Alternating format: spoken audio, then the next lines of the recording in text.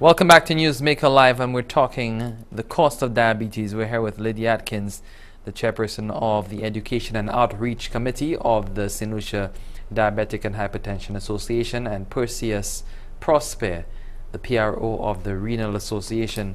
I want to share with you some slides that we have so you can get a graphical look at the cost of diabetes and hypertension in our society. Yes. If we can get those slides up very shortly, we can discuss the details of them, and probably you can start discussing them as we show more slides.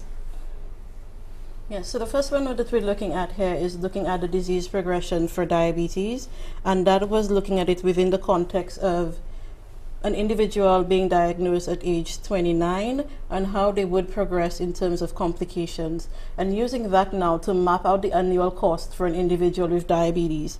For example, for pharmaceuticals, a person might spend, if they were purchasing within the private healthcare system, they would spend at least $2,000 annually on medication. And to show how much of that is subsidized when we look at government spending, an individual who is purchasing those drugs within the public sector would spend on average $600 to $700. Now, we talk a lot about self-management. Every time you have persons coming in talking about diabetes, we talk about self-management, the need for you to be able to monitor your blood sugar. But monitoring your blood sugar is expensive because you'd need to purchase the strips, you'd need to purchase the monitors, and you'd need to be checking at least 2 or 3 times a day. And that can cost as much as maybe $4,000, and that is both within the private and the public sector. And I'm rounding off because it's about $3,500. But we want to look at the total annual cost, which is what is reflected and circled in the red on that graph, on that table that you're looking at. And the annual cost for an individual who's suffering from diabetes, who has high blood pressure, and has at least one comorbidity, one complication, which in this case is diabetic nephropathy, that cost is about $89,000 to $90,000. And we wanted to show the slide so that we're not just talking abstract figures, but persons can actually see what those figures look like and maybe get that message home. As we mentioned earlier, we're looking at least 29%, $29,000 for an individual who's accessing care within the public sector. Now, how does that measure up in terms of your annual income and how much of your annual income is spent on care for diabetes? We're looking at public healthcare spending, and that matches up to about 40%. In 2011, the World Bank did a study that looked at how much is spent on diabetes, or how much out of pocket in terms of annual income earnings is spent on diabetes, and they got a figure of at least 36% for the income earner in St. Lucia, and poorer households bearing a greater burden of that cost, and for them it was 48%. If you were to access care only within the private healthcare sector, that cost would go up to as much as 77% of your annual income. Now, while we presented from the public and private sector, the truth is most persons who access care here in St. Lucia, we do a mix of both, because sometimes you can't get all of the services from the public sector, and so you need to be doing some purchasing within the private sector when it comes to healthcare. Mm-hmm. Now, that's very interesting, and you quoted that $90,000 figure. The truth of the matter is there are very few households on the island. Well, the majority of households on the island, and when you're talking about mother, father working, that make $90,000 a year. You know, $90,000 is a pretty decent income. And when you're saying that $90,000 is spent on treating the disease, only treatment, so you're not talking about your electricity, your water, your house rent or your mortgage, you're not talking about your car, you're not talking about food, you're just talking about treating a disease. $90,000. How is our society able to afford this, and how can we survive as a people when the cost of treatment is so high? Again, going back to my point earlier on, you know, when you look at this cost compared to the cost of, you know, experience, buying the soft drink buying the fast food and saying, okay, well, we're in a hurry, or this is cheaper than getting a hot home cooked meal, or getting a properly prepared meal that with all the food groups in there. As you're saying, the most cost-effective approach is prevention, whether it is prevention in terms of from the government perspective or prevention from the individual's perspective. The most cost-effective approach is prevention. Because when we look at that $90,000 figure, we're looking at what it is that healthcare would cost within the private sector, which is a sector that actually is able to really capture the true cost of health. Because when we're looking at in government spending, in the government sector, in the public sector, when we look at 30,000 compared to 90, it means that there is a hidden cost, and that hidden cost of $60,000, where is it coming from? And that is for an individual. Look at our renal units. How many persons are accessing care within the renal units? And we have, on average, I think if we add up what obtains at Tapia, what obtains, at Victoria Hospital, and what obtains at St. Jude Hospital, you have about 100 individuals. 100 multiplied by 60,000, do the math every year, and for how long? I don't think there is any. I don't think that there is anybody in St. Lucia who is able to truly afford that cost. And if there are very few households, and for how long would you be able to sustain that? If you're spending $90,000 a year on just one disease, on just one disease and one complication, you have so many other complications associated with diabetes. That does not take into consideration hospitalization for diabetic episodes. That does not take into consideration accessing other types of services or for other complications that you may have. And so when you're telling me that you're spending 46% of your annual income, in some cases 77%, and in a number of cases where you're spending in excess of 100% of your annual income, because there are households where persons don't make $30,000 a year.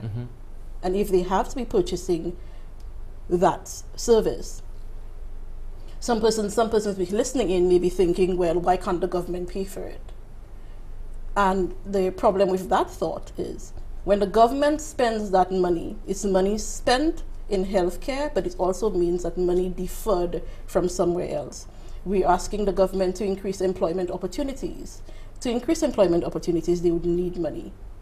To improve on the tourism sector, to improve on agricultural sector, to improve on education, to offer our children more scholarships, more opportunities in terms of development. We need the funding. When we begin to pump money into treatment, into secondary and tertiary care for diseases that are preventable, and that's where my issue comes in, because those conditions are preventable. We're telling you, if you modify your behavior, if you change your attitude, if you watch what you eat, if you increase your level of physical activity, if you cease from the consumption of alcohol and tobacco, then you reduce your risk considerably in terms of developing diabetes or hypertension. We're taking your calls on Newsmaker Live.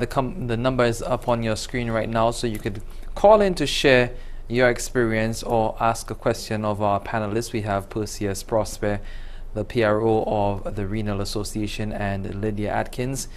She is the chairperson of the Education and Outreach Committee of the St. Lucia Diabetes and Hypertension Association. So call into the program so that we can get your feedback on what we're discussing.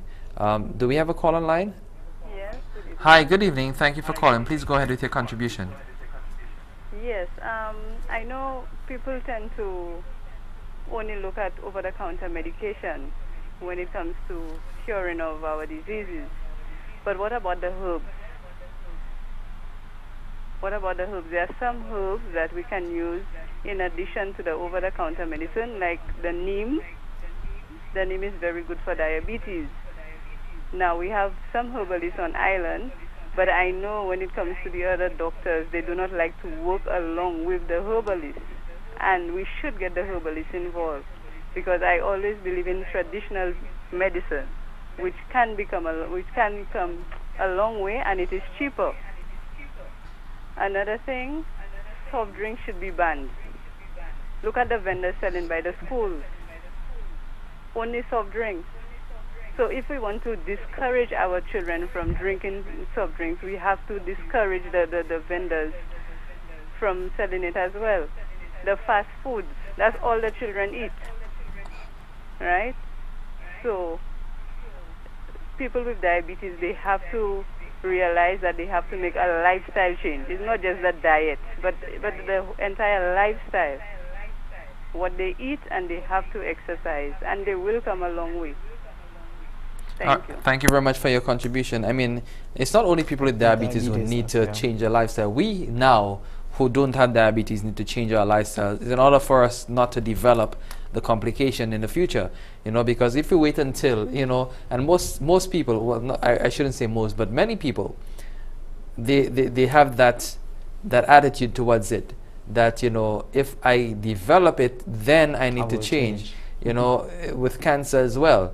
Okay, I've developed cancer, so now I have to change my lifestyle. And once the cancer reaches remission, then I go back to the things that caused the cancer in the first place, which makes absolutely no sense. It's not logical at all. Yes. But she's also spoke about, you know, the herbs that can be used, and also the banning, which would speak to a policy. But we have another call. I'll have you respond to this caller and the previous caller after we hear from this one. Good evening. Please go ahead. And as a diabetic, I must say I welcome your program.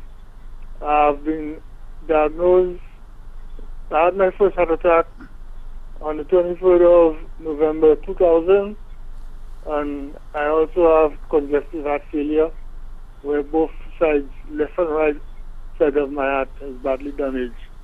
So I have not been able to work. I had to leave the workforce. And in terms of progress, it has been downhill for the last 12 years. Saturday will be my 12th anniversary of being sick. Caller, if you don't mind, you know, if you'd like to share with us, you know, what your lifestyle was like before you were diagnosed, and what would have contributed. Honestly, I didn't pay much attention to diet and these things. Because now I'm a diabetic, I look more at what I eat and try to eat more green and natural foods. But the problem is, these things cost a lot of money, and the average diabetic just cannot afford to eat good in terms of the products you need. Because if you look at a thing like Ensure, very expensive. I mean, you can get greens at the supermarket and cook a nice little food and things, but if you don't have a lot of money, you can only keep that up for part of the month. Because when you don't have the money, you have to go back and eat the cheap things, which is going to keep your belly full. And these things also cause you to be more sick. But what I'd like to say is that recently in the U.S., there was an alarming news item that diabetic diagnosis is increasing in the U.S. at an alarming rate. I don't know if you all saw that on CNN. And really, it is a worldwide phenomenon that is only getting worse. It's like a plague that is getting worse. So I wish you all the best in trying to block it before it gets to that stage. Because once you have it, it's the end. And it's not exactly the end, but you're on your way out. Because there's no reversal really. Although you hear some people say they get it cured, they change their diet, it's just a handful. The average person who's diabetic, most of the people don't want to stop the bad habits anyhow. They figure not more anyhow. But I appreciate your efforts. Thank you very much for your contribution. Response to what the caller was saying and the previous caller as well.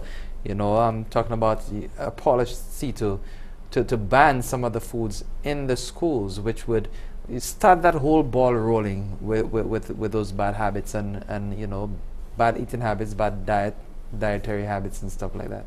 Yes, want to thank the last caller especially for his contribution.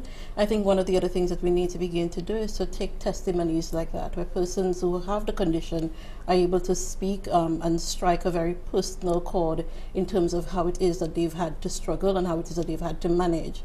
when we look at in terms of making changes, we've been speaking here not of management. We need to stress management, but the aim for this evening's program is to also stress prevention.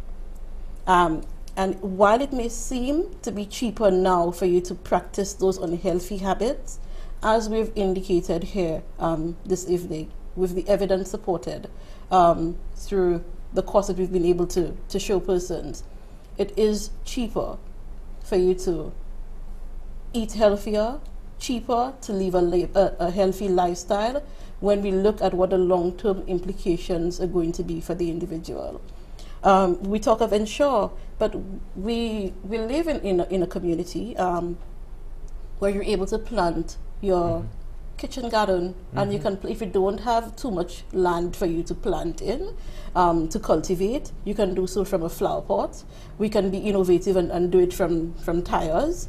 So we can plant our kitchen gardens to practice sustenance within the family, but you also ensuring that you feed your family healthy foods. You feed your family with, and we need to encourage buying local. The Ministry of Health has taken the approach. They have this new initiative where we say, eat what you grow and grow what you eat. We can't underscore that approach in terms of addressing chronic diseases like diabetes and hypertension. The first caller, spoke of something that is very dear to me, and that is the policy when we look at soda and soda consumptions in schools, and the need for us to take decisive action to show that we are committed to addressing chronic diseases. And so we are not going to expose our children to unhealthy foods. When I first presented that argument, when I was doing the public health degree, persons argued and said, that means I'm asking persons to lose a livelihood. My analogy was, do we ask the drug dealer to sell marijuana or to sell unhealthy items to our kids? If we're going to take such decisive action when it comes to drug use, shouldn't we take such decisive action when it comes to unhealthy foods, where we know what the long-term impact of those unhealthy foods are going to be?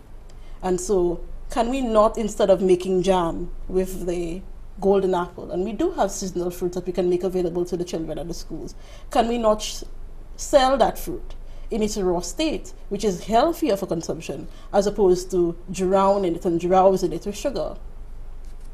Can we not make healthy drinks, local juices available in schools, and not watered down juice that you're going to saturate with sugar to make it extremely sweet for the kids to buy? But you know, I mean, in our society we have sweet teeth, you know, everyone has a sweet tooth, you know, and we cannot do without our sugar. It's killing us, but we can't do without it. We develop the sweet tooth from childhood. And you tell me you have a sweet tooth, I tell you your sweet tooth is going to cost you $90,000 in the near future. You want to extract that tooth, or you want to continue with the tooth and ensure that you are going to run yourself into debt, and very likely run your country into debt when they now have to spend so much with regards to your health care. And it's all about habits, and it's acquired taste, you know. I mean, the previous caller spoke about the cost of those products, and I wanted to bring up that point. It's a good thing you did. You know, everyone has a plot of land, you know, behind their house on the side somewhere where they can plant a kitchen garden, where they can plant greens. Spinach runs wild, you know, pumpkins and everything else. These things, you put a few seeds in the ground and they just spread. You know, so there's no real excuse for us not to do it, except that we don't have the ambition, or we are a little not industrious enough to put these things there and care for them so that we can protect ourselves for the future. Good evening, caller. Thanks for holding. Please go ahead. Yeah, good evening, Clinton, and your guest. Good evening. Good evening. Yeah, your program is very interesting, and this is something that we need to address. Well, that's a good way of addressing it. But then I have a problem with advertising of alcohol. I heard you talk about young people consuming alcohol. We say we are a Christian nation, but then the spirit of St. Lucia is bounty rum. That should be stopped. we are telling the young people this is the way to go. And it is not only the Diabetic Association, but the government, the entire nation should rally around that. We are telling our young people, go ahead and drink rum when we are advertising it like that. These advertisements should be stopped publicly just as they want to stop smoking publicly. Thank you. Good night. Thank you very much for your contribution. Yes, we had not addressed, I realized, one of the questions that the first caller had asked, which with reference to the use of herbal medicine and natural medicine in terms of effective management. Management and care of diabetes is a multidisciplinary approach. So it's not just any one person who has the solution, but one of the things that we have to be careful of is if we're asking the ministry to adopt a policy on medication, a policy on treatment, that treatment must be evidence-based. In the absence of evidence, it can't be supported. And that's one of the areas where the whole concept of natural medicine and herbal remedies, that's where we sometimes run into problems, because there is not sufficient literature, there is not sufficient evidence to support that those are effective or that would be able to speak of the possible complications of it. So one of those, so while we may want to favor it, while some persons say it works for them, is there sufficient evidence to support a policy from the ministry's perspective when it comes to management and effective care? No, I get that. However, I mean, I share a slightly different view, because you know that the pharmaceutical companies, they have all the money and they do all the research and they produce all the evidence to support the reasons for governments using their drugs, because at the end of it all, they're enriched in the process. You know, I mean, and from a more religious standpoint, you know, God has put all herbs on the earth so that, you know, humanity can be healed, humanity can be sustained. And if our diets were herb-based, then we would not run into a lot of the problems that we have. You know, I mean, we human beings are a special breed. You know, we find the most ways to kill ourselves, you know, and we are the only living creatures who do that. We actually seek ways for us to kill ourselves, and and then when we get to the point where we have discovered ways to kill ourselves, then we try to reverse it, and try to get ways to heal ourselves when everything right there is before us. I don't know if you share, you know, probably part of that perspective with me. Let me bring I do. Like you said, we seek things that could to endanger us, and then when we get to that point, we're like, okay, let's try and correct it now. It's mind blowing. Why do it in the first place? Like you said, you know. I know, Lydia, you're always evidence based, because, you know, it's based on, you know, and of course we have to go, because a lot of people use herbs and they think, some people it works for, you know, and it's also how they use them as well. But some people, you know, they don't use it. There's no proportion that you use. There is no dosing regimen that you follow. And as a result, you know, and those would only come in the presence of research and continued efforts to identify how it is that we can now embrace that whole concept of natural remedies. For me, as a health professional, and for me as a Christian, I tend to be almost on both sides of the fence. But I'm saying, if we're going to ask for policy, we can't implement policy in the absence of evidence. Anything that is policy-based must be evidence-based supported. And so while we say, yes, there is a place in terms of a holistic and multi-sectoral approach when it comes to effective management and care, we can't expect a policy to come from the government or to come from the health sector if there is no evidence to support it. Okay, I think we just lost that call, but I mean, very, very good contributions coming from people. And do we have a call on the line? Oh, no, we don't. But I think we're due for a break right now. We'll take our final break on Newsmaker Live. When we come back, we'll continue to take your calls and with our discussions on diabetes and hypertension. Stay with us.